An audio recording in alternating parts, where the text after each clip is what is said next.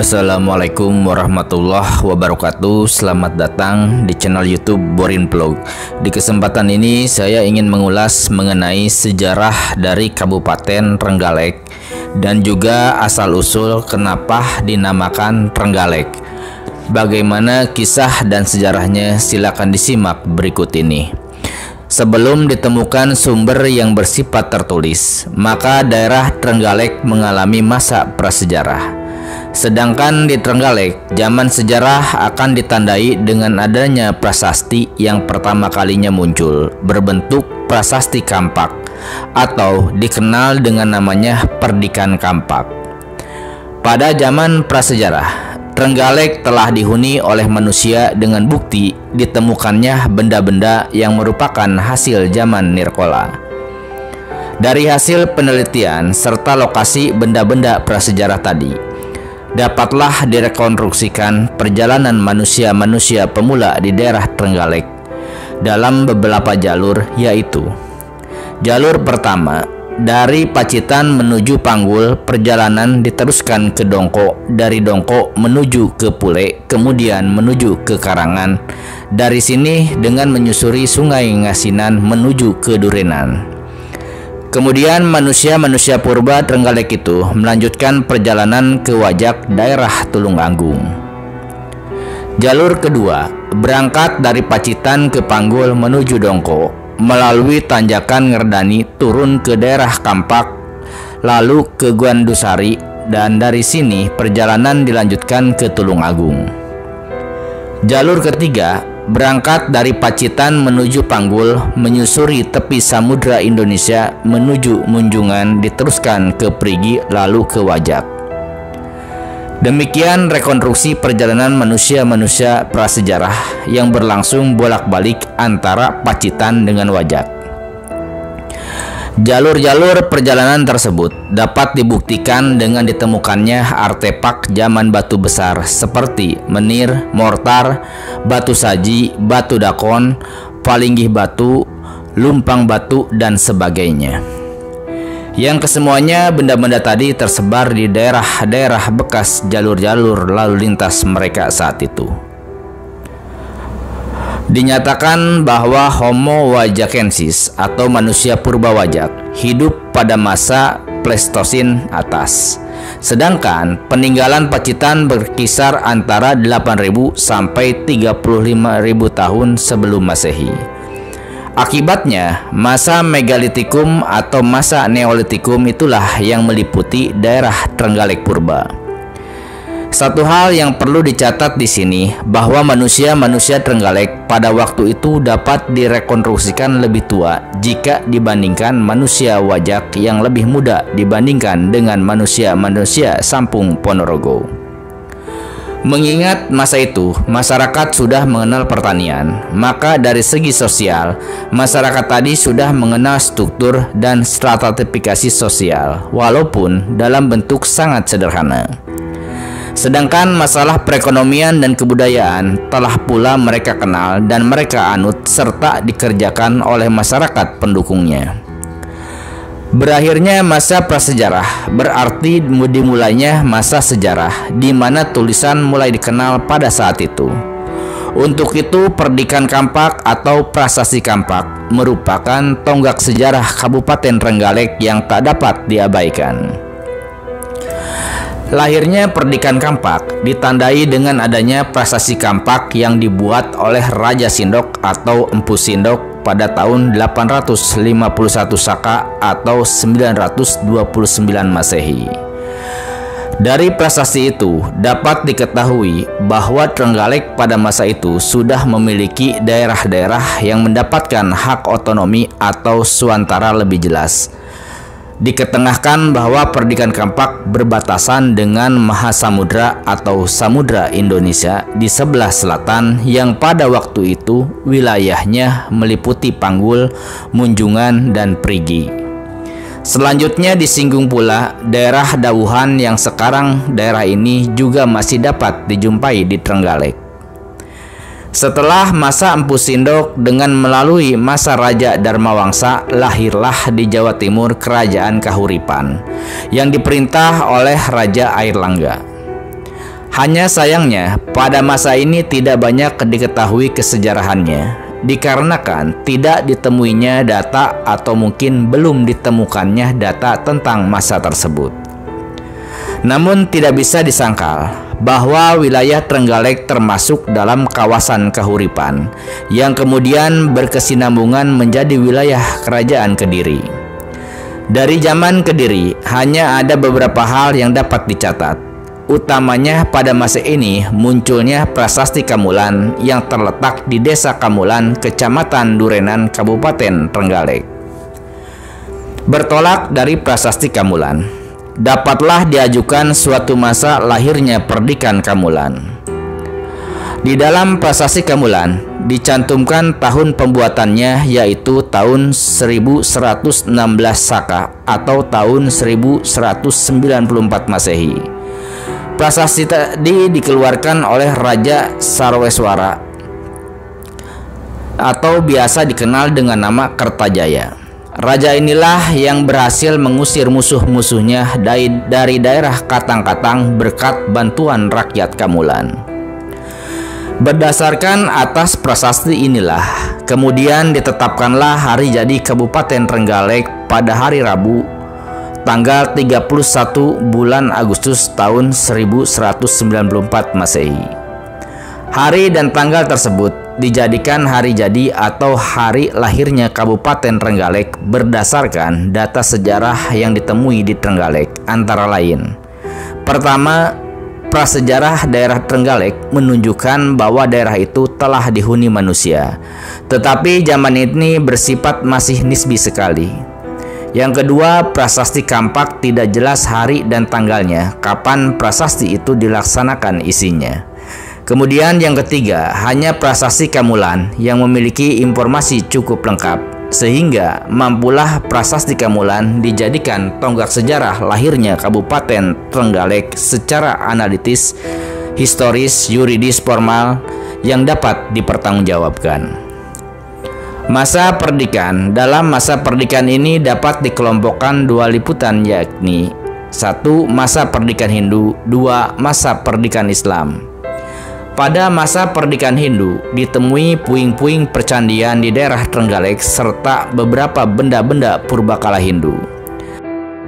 Antara lain beberapa monogram seperti monogram 1330 Saka atau 1408 Masehi yang terpahatkan dalam punggung arca wanita yang ditemukan di Dompyong. Arca Bima yang ditemukan di Dukuh Ngereco, Desa Parakan, dan kini di muka pendopo kabupaten, serta arca Dwarapala yang ditemukan di kaki Gunung Kambe, Desa Watulimo. Penemuan tadi merupakan koleksi benda purba yang diidentifikasi pada zaman Majapahit akhir pembuatannya. Jadi jelas, pada masa perdikan Hindu ini Trenggalek mengalami masa Kediri sampai dengan Majapahit. Bukti lain yang memperkuat pendapat ini yaitu dengan ditemukannya ambang pindu candi dan sebuah yoni yang digali dari Desa Sukorame, Kecamatan Gandusari. Di sekitar pondok pesantren Hidayatul Tolab pun banyak dijumpai puing-puing percandian dan arca-arca. Antara lainnya 2 buah kepala kala, arca Ganesha, dan balok-balok batu bekas percandian. Malahan dapat diperkirakan dengan sangat jelas bahwa prasasti Kamulan pun dipendam di daerah ini. Setelah masa perdikan Hindu, datang dan berkembang agama Islam yang menyebabkan banyak sekali perdikan-perdikan Hindu yang langsung dijadikan perdikan Islam. Sayang sekali mengenai zaman Islam, yakni zaman awal Islam di Trenggalek, tidak ditemui informasi yang memadai. Meskipun demikian, satu hal yang tak dapat dilupakan, bahwa Menak Sopal perlu diangkat menjadi figur sejarah pemula penyebar agama Islam di Trenggalek yang banyak perhatiannya dalam bidang pertanian. Ternyata pada peninggalan kompleks makam Bagong yang saat ini diyakini dan dipercayai masyarakat Trenggalek tentang pembuatan Dam Bagong dan Menak Sopal, terdapat suatu bukti yang berupa makam Menak Sopal dan istrinya yang tergores pada nisannya sebuah candra sangkala. Candra sangkala tadi berbunyi, Sirnaning Puspita Cinaturwulan, dengan arti sirna merupakan ungkapan dari makam dan merupakan tempat orang meninggal, maka bernilai 0. Sedangkan bunga bernilai 9, dan karena bunga ini berdaun mahkota 4 menimbulkan kata Cinatur yang nilainya 4. Candra yang berarti bulan bernilai 1. Akibatnya angka tahun itu bila dibaca dari belakang ialah 1490 Saka atau 1568 Masehi. Data tersebut menunjukkan bahwa masuknya agama Islam di Trenggalek adalah sekitar abad ke-16 pada waktu kerajaan Pajang diperintah oleh Sultan Hadiwijaya.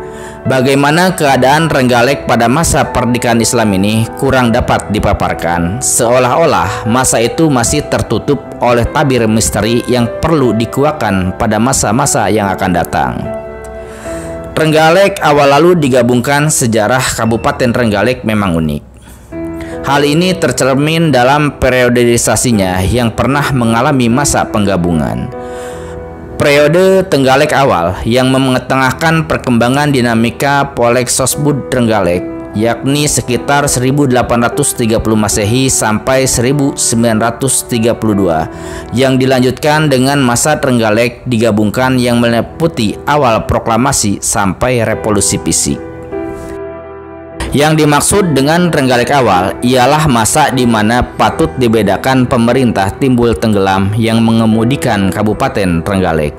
Peristiwa sebelum 1830 yang menggoncangkan Pulau Jawa adalah peristiwa pembunuhan penduduk Cina di Batavia secara besar-besaran yang dilaksanakan oleh POC pada tanggal 10 Oktober 1940 yang dikenal dengan nama Perang Pacino atau Geger Pacinan.